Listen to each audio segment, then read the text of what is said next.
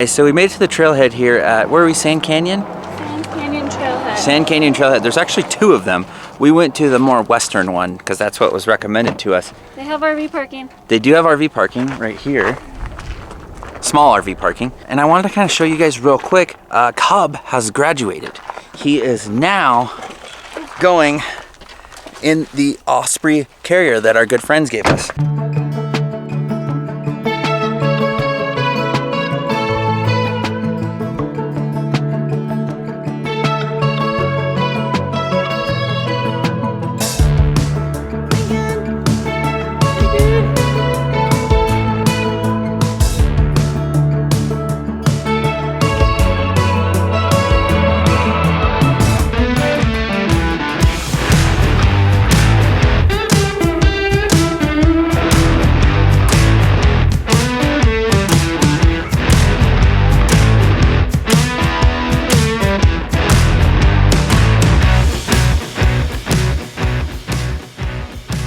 What's up guys? This video is brought to you by Western Rise. They make these super stretchy, wrinkle and water resistant pants. These are their Evolution 2.0 pants. They are dad approved and they've been excellent out here on this hike. And they are having their largest sale of the year. So click the link in the description below to get yourself a pair. Hello YouTube. Jesse here with Adventure Endeavor. Lincoln in the back. Boys are always ready. Boys are always rocking. Waiting for Melissa. So we are still in the Durango / Cortez area of southern Colorado, and we are waiting for the Jeep. It's been nothing but delays, which is extremely unfortunate, but like always with life, you just got to make the best of it. And today we are taking that time to go explore Canyon of the Ancients. So obviously this area is very, very well known for Mesa Verde National Park. It's very high up on that bluff. It's super cool. It's a national park, all that. But Canyon of the Ancients is very similar. There's actually much more homesteads, home sites, archaeological sites. You know, basically, there's a lot more ruins and areas to check out from my understanding. I'm super excited to check this out and kind of bring you guys along. If you haven't already subscribed, make sure you subscribe. If you have any questions about this video, let us know in the comments.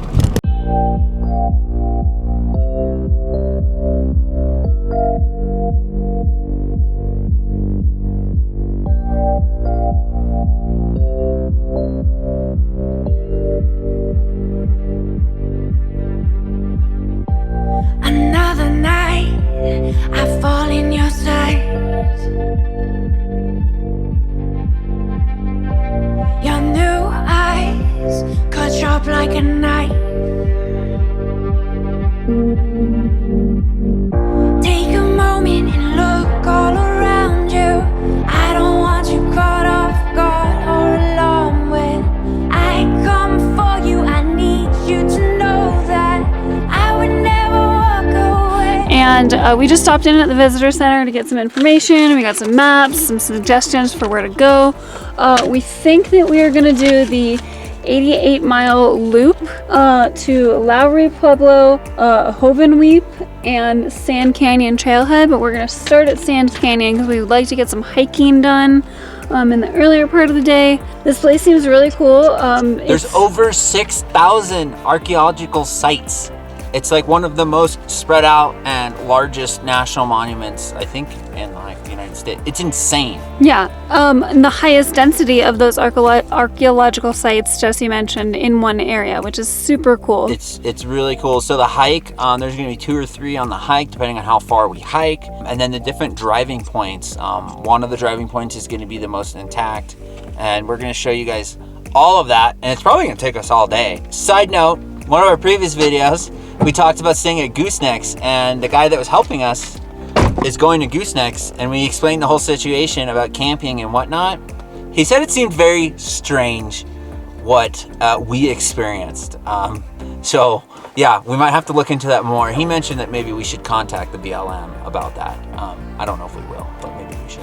Yeah, if you have not watched that video, basically the situation is that when you drive into Gooseneck State Park, you're supposed to pay the entrance fee to go through the park, but then camping on the outside of that state park limit on the BLM land should be free because it's BLM and it's dispersed camping. Yeah.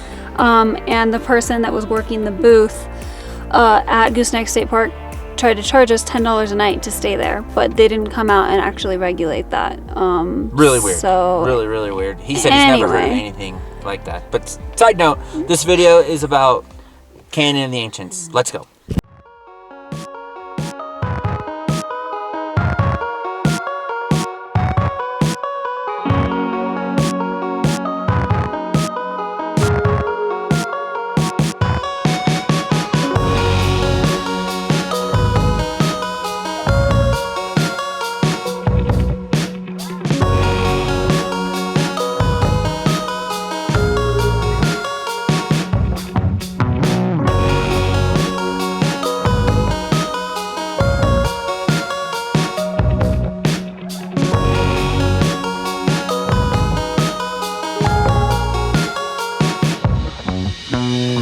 So we made it to the trailhead here at, where are we, Sand Canyon? Sand Canyon Trailhead. Sand Canyon Trailhead. There's actually 2 of them. We went to the more western one because that's what was recommended to us. They have RV parking. They do have RV parking right here. Small RV parking. And I wanted to kind of show you guys real quick, Cub has graduated. He is now going in the Osprey carrier that our good friends gave us. We're super stoked on this because it just makes hiking a lot more fun, hopefully, and a little less sketchy because that front carrier tends to make you want to lean forward or fall forward. So we're super stoked on this. You want to do the Vanna White, babe, and show us what's up? Yeah, I mean, I don't really know because this is our first time using it, but it has... What is the brand? It's Osprey. Osprey Poco AG. And what's kind of cool is I took my hip pack. This is my hip pack that I wear just on a daily basis, and I just clipped it around there, and it's gonna ride there. It's got a stretchy pocket. Ooh, show them your favorite part. Okay, so it's got this cool, oh wait, that's just a pocket. Okay, that's just an extra pocket. This also has this sweet little, how do you even get it out? Right here. Where? Oh. This little handle that I told you about earlier. This handle the sunshade. has like a sunshade for the baby. So that pops up so you can use that or not if you want to. He's got his own little shoulder straps that hold him in there. Yeah, so there's like a little seat in here and this is adjustable. And then obviously Dad has nice good straps for myself. This is a drool pad. A drool. I'm pretty sure. Nice. I think that you can like detach it and wash it. And there's these little stirrups. These are the one thing that actually won't work for us because his legs are too short right now. So he'll have to grow into that. But we're super stoked on this.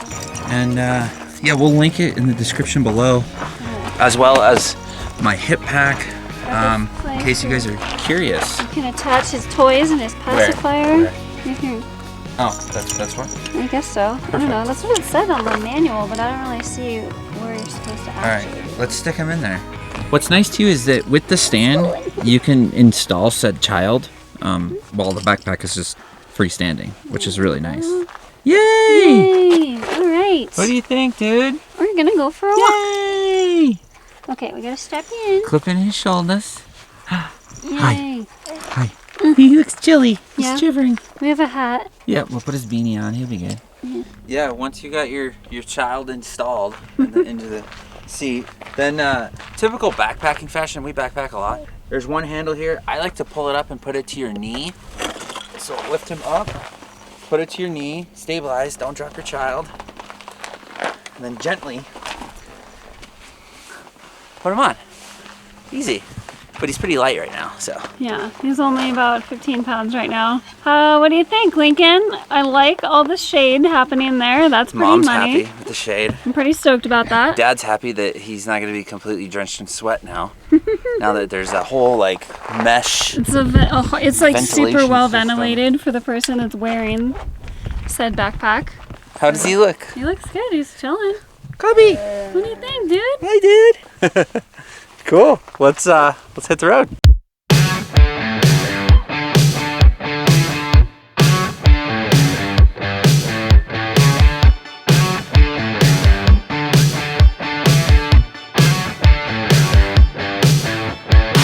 So this trail is dog friendly, which is awesome. And another reason we love BLM, this is a BLM area managed National Monument. Another reason we love BLM, right there. You can bring your dogs, unlike a lot of national parks. One thing that is super cool right now with the seasons is we got some higher peaks over here. They're just covered with snow. Don't know if it really shows up, but these are all covered with snow, which is amazing. The terrain, believe it or not, reminds me a lot of Moab, Utah, which is one of our favorite places because we're pretty close to Utah. So far, backpack is great. Melissa said one of her favorite parts so far is that when I carry Cub in the backpack, it slows me down so then she can keep up easier. So it's a win-win for everyone. We have already seen one site. Are we calling them sites? Yeah, archaeological site. I can't say that word very well. Archaeological sites. I feel like Indiana Jones out here. And we're excited to see many more. Apparently this trail has some of like the best, so stoked.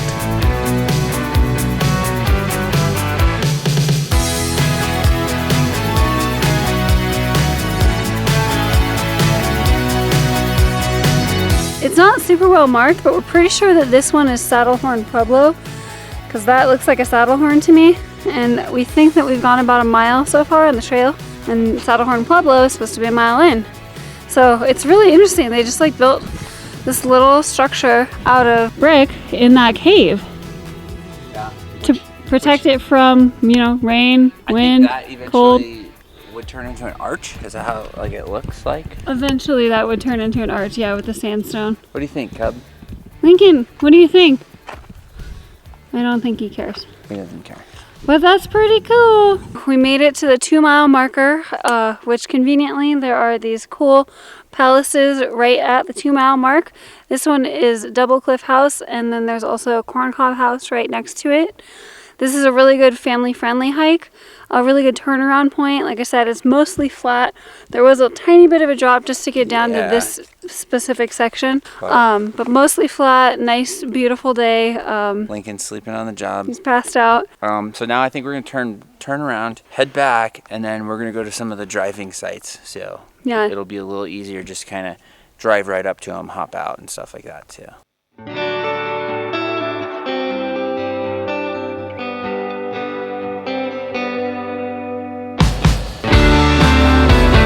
We are now going to Hovenweep National Monument, which apparently is like connected or part of Canyon of the Ancients. This was one of the spots that was recommended to us at the visitor center, and then we'll be going to one more and then hopefully getting dinner at the end of the day.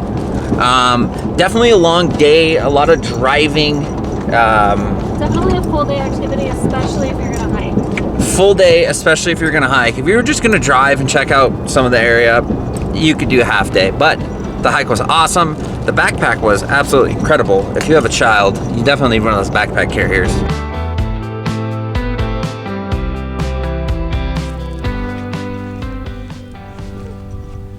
Stronghold House, Little Ruined Canyon, Hovenweep Castle. Wow. That's awesome. Look, that's like, house. That's so cool. that's probably the best one out here. There, that's the biggest one. There, there, over there.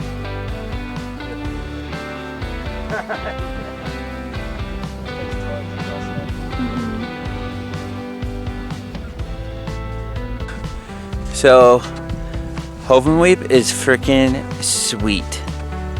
There's a ruins trail we decided to pass on because we already hiked quite a bit today, but there are a lot of structures. I would say this is the closest to, what the heck is that place called? Mesa Verde. Mesa Verde. That we've seen so far, yeah. Because there's a lot of large structures at Mesa Verde, and there were a few here at Hovenweep down in this canyon. You could easily probably spend a full day hiking at each place, but we're trying to do it all in one day, and it's gonna be a pretty full day. So we just stopped at Hovenweep very quickly.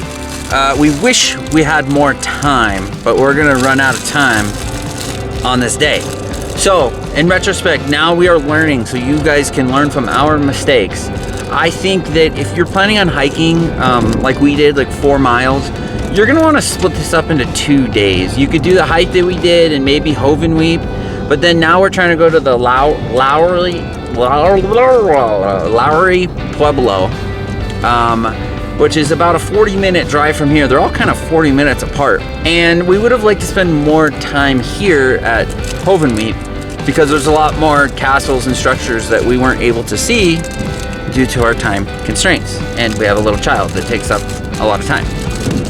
But good news, Hovenweep has a campground. So you could always book a site here, stay a couple nights, do all the hikes, explore all of the structures that are to your availability that are available to you. And then also over by the Lowry and a little bit more in the central part, there's a lot of dispersed camping. So if you're into dispersed camping like we are, you can go ahead and do some dispersed camping.